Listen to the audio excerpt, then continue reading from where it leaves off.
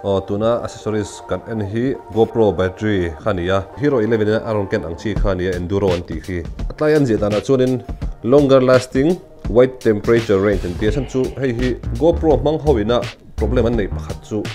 vura mate skiing ti teng mo ne newa an manga sa GoPro hi ta khana battery dai rei lo ema khoko tu ka hian go battery shim hi afang son thelo ta chu ba chun khami ta na hi san pa siam ania chuan hei jok hi GoPro Hero 9 le 10 in ron ken ang chi khania ain man trom thei veka enduro zok hi hei zok hi 30% in hei a hian adai rei an tia ase hemi pa ngai po hian dak ka khat le chan ve ai tam mai chu dai tlang puya Hero 10 le 9 a ka chuanin chu ba chuan hei pe chu dai rei le chuan tur ngai nia chuan man chu hei hi enduro zok hi sang ni zakwa som nga nia chuan hei hi pa ngai zok hi sang ni za ani accessories la pa kan kal zelanga ei tunai hianin telesin battery le charger pani hi karon da chuaka te jok hi atlom jok hi soima sataila hei sang thum jan hi manania GoPro battery pani aron kengtela chuan a charger hi hei open type charger antia battery pa ngai kha sang ni za ania chuan hei hi tia a charger le a pani hian battery pani hianin sang thum jan ni ta ni chu wang chuan hei tlom ka ti khop me chuan telesin battery hi a thaper po langan ngai nia tun a chuanin aman hla ka te patni aron keng thota chuan arwale pathuma charge theita hei tha ka ti khop pe chuan ai thale zual ti teang amana pe chuan he thil hi a hlok don rewin ka ria value for money sa sang viewin ka ria chan chu battery pathum hei en au mani ta hian pathumen ain vo that me battery pathum le a charger case hi hian changli jan ni ani a tha ka ti khop me hei hi a battery chu da hatai la a charger a shim hi khoya mo zin chhuwa vela mo kal chuin ken na thado battery khan adam noi don lawa tian fel fai thapin om don ta ni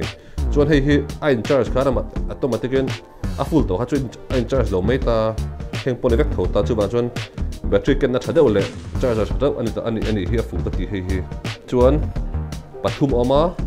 sangli jan hi ania aman hla viewin ka he battery hi charger hi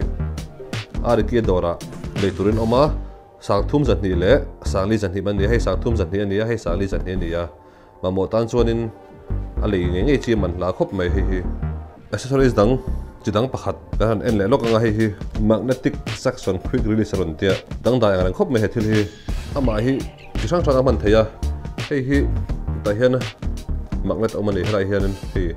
en le e sen je kan nod le south hei then ein man thlap thep theita ko chu ta handa ta la hei tian ein man mei tur ta ni ten da chini la khan kha GoPro khain mount tan hal mei ta khan thon le hal mei theita rang don khop mai chon hei fridge te le ka te poda thega ma se ka chon te bin anal de mei thei tlai hi chu ba chon film khur de chu ngai nga chuan hei aron kentel pathum aron keng ani ta hian hei thum hi chuan hei aron kentel tho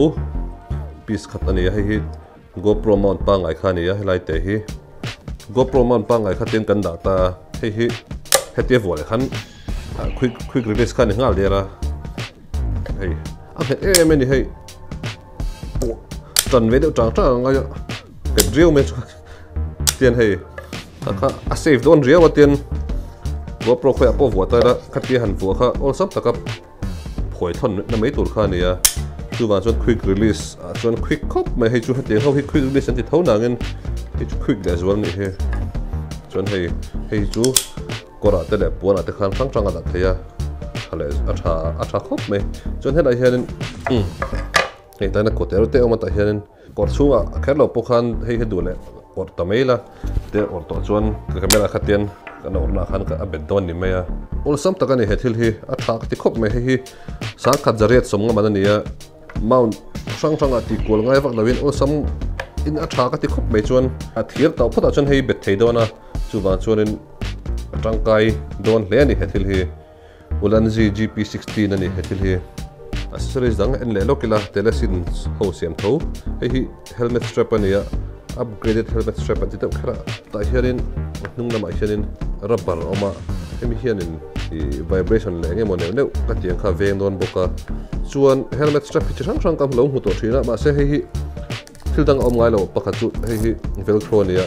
hei hian ti osam donin ka hriat kan han demonstrate anga helai hian velcro vo ve khan ta ten ara bar hianin ati het em boka chuanin velcro ni hian a het le zol boka ol sam takin a vo theya chuan engma bel char ngai lo bel ngai lo khani ta hemi kan nei chuan full face helmet to phot chuan bel han vo me kha sa to lo di chuan hel phei chu osam le zol ateng helai velcro han phela te han phel chu khani ngal meya tha ka ti khop mai chuan hei ara bara hi a soft thang renga chuan hei flex theya helmet azir khan a shape azir khan flex gold theya sangkhat the thum som nga manania full face helmet nei tan chuan a tha viawani hethil hi accessories dang kan han hong le hei telesin multifunction trifold selfie stick an tia hei ama hi te zang khai chon lai hira barania voda nuam phian mai hei han pot dar chiranga hetian hei hinia chuan selfie don chuan hetia ti khani mai ta selfie lo kila chuan eta cameraman langin ate le mo han selfie an la thakop mai hei trifold ani dang hian toy te si khan hei han kan han thep toy le vek nga toy te chuaka chuan hei tripod om bok ta ni thakop mai hei tripod hi a thon theya an thon khana bo mai don lo heta hian da bona om te khan atoya an thun luta a tripod kan da thale dei chuan selfie stick pa ngai le mai ol sam takin hei tha a boda thei a phone pon nuam khop mai tha ka ti khop mai hei zena GoPro le accessories te hi ari kin hen tanga kan la kan nia ani hian hei zaina phal takin unbox tur le review turin minon pe a chu kan lom hle ni tuna zaina camera kan video la na zong hi Panasonic Lumix ania hengpo hi ari kin hen tanga kan leite le kan man te ania helai mi hi S1H ania helai mi hi S5 ania heta mi hi achunga mi hi G85 ani Panasonic vek ania Panasonic Lumix vek hei zong min man tir tu ari ki chunga lo thu kan soya an thi tu ten lo va dol ve tu kan nge na cheu tuan tan chuan mang tha pat ula